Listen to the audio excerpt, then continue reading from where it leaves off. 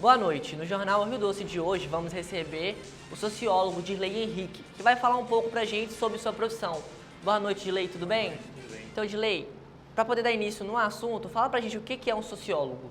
Bom, o sociólogo é um profissional que estuda a sociedade, a realidade social e faz levantamentos, pesquisas e apronta alguns indicativos diagnósticos para a tomada de decisões, tanto governamental como de empresas.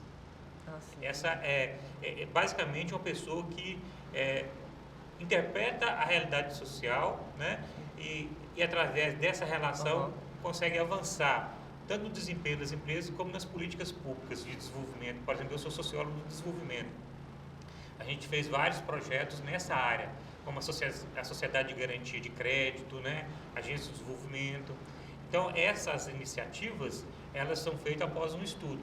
A tomada de decisão, ela tem que ser com base em informações. Poderíamos ter, por exemplo, no caso de nossa cidade, uma base de informação melhor para subsidiar esses profissionais de sociologia, mas não só eles, os de psicologia, de administração, de economia, etc. Assim, fala pra gente qual que é a importância dessa profissão para a comunidade. Bom, é muito importante a visão do sociólogo, porque ele pode, a partir dessa análise, ressignificar, demonstrar um valor diferente e atribuir um valor diferente àquilo que a própria sociedade, de repente, está negando, né? Então, vários estudos de sociólogos para identificar, até em associações e governamentais também, potencialidades de uma determinada região, atividades das pessoas que podem potencialmente serem fomentadas para gerar mais emprego, mais renda e crescimento. Então, às vezes a pessoa está lá, ela está presa na produção, na continuidade da ação e ela não consegue ter essa percepção.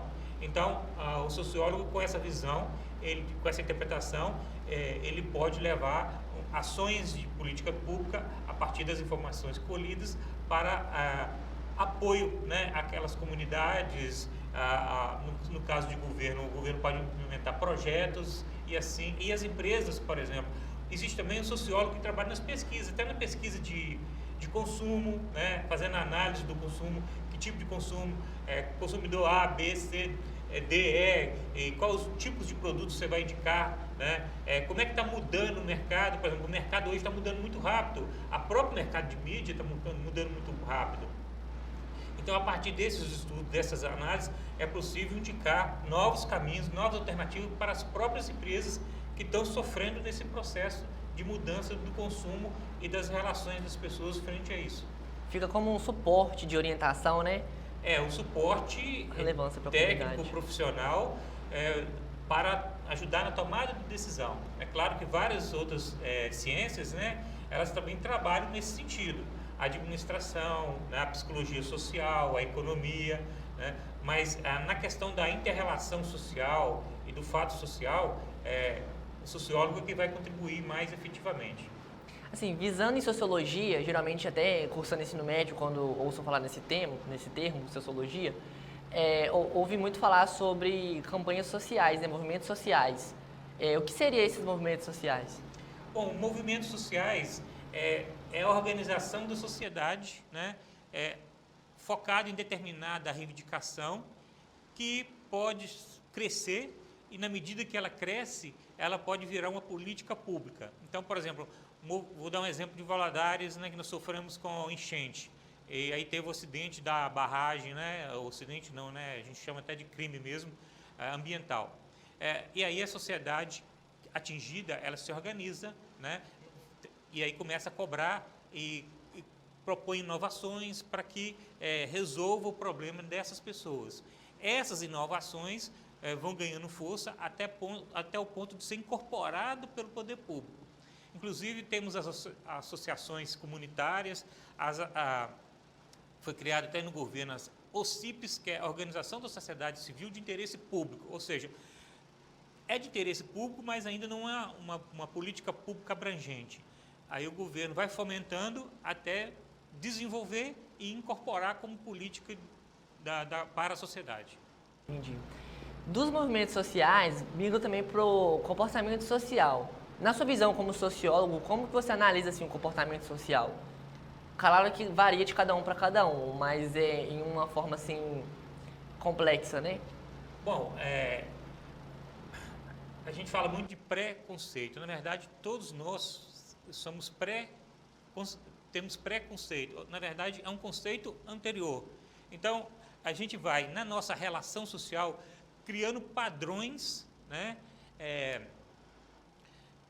Padrões de comportamento, padrões de interpretação, a partir daquela informação que a gente tem. Então, por exemplo, vou dar um exemplo, porque aí eu falei na questão de preconceito, mas tudo é preconceito, né? Existe o preconceito ruim no sentido de você denegrir, atacar o outro, né? Então, por exemplo, tem a pessoa que é obesa, né? Você passa a tratar, interpretar ela como um obesa. Se ele emagrecer, você não vai nem reconhecê-lo, né? Porque a identidade dele para você é a obesidade.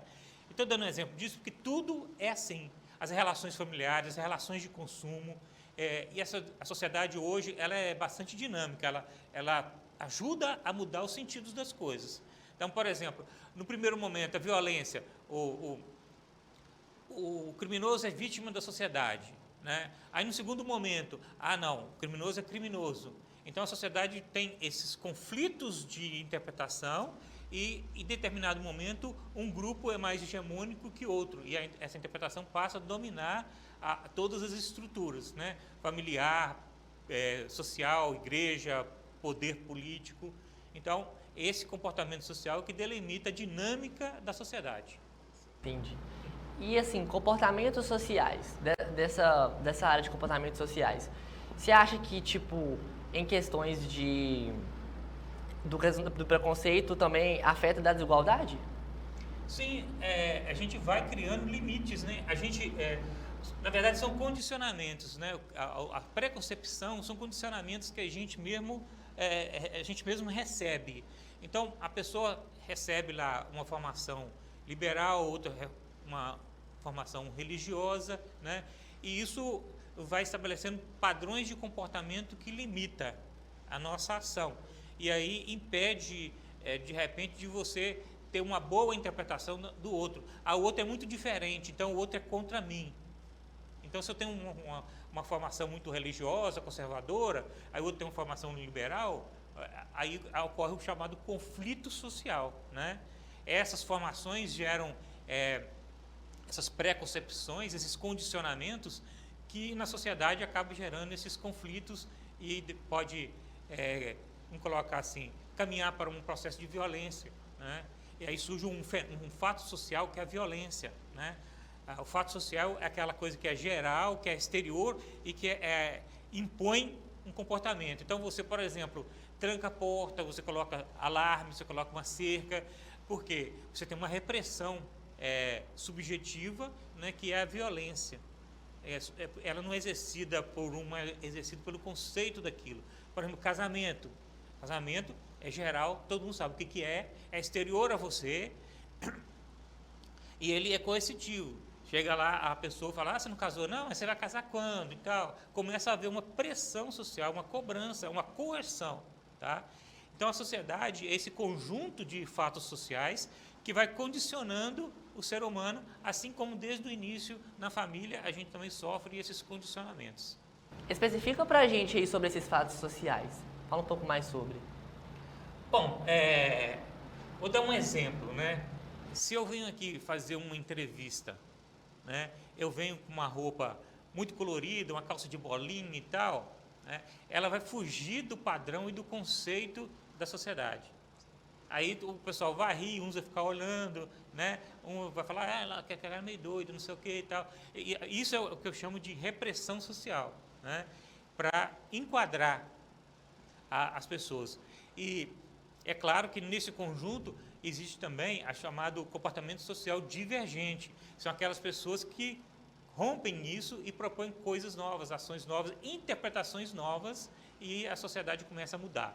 A gente vai para um breve intervalo, daqui a pouco a gente volta para dar continuidade no assunto. O Jornal Ajudou-se e volta em instantes.